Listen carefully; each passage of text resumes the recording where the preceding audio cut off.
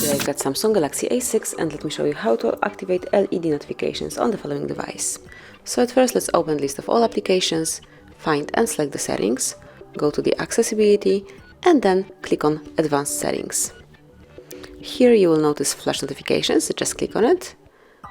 And now if you would like to activate camera flash or screen flash, just tap on those switcher on whichever you would like to activate it. So this is how it will work, camera flash, and then for screen flash, this is the solution, so just click here if you would like to activate it.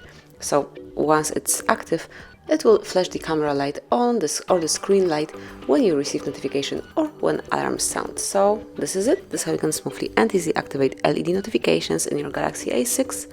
Thank you for watching. Please subscribe our channel and leave the thumbs up.